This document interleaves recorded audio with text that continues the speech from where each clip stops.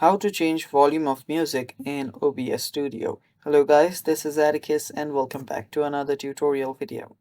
In today's video, I'll teach you guys how you can change the music volume in OBS.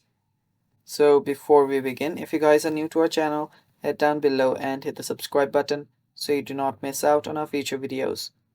Also, press the bell icon so you get notified when we release our new videos. Now let us begin. So the first step is open up your OBS Studio. So open up your OBS Studio, and after you do that, you will see different options right here. So right here under audio mixer, you will find desktop audio.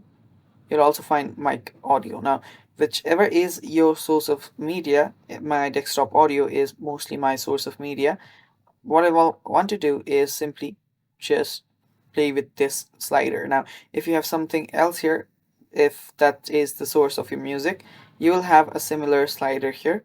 So simply slide this. If you want to change the volume, if you want to increase it, you can simply, put it to max like this. If you want it slow, if you want it small, you can change it back to this small one right here.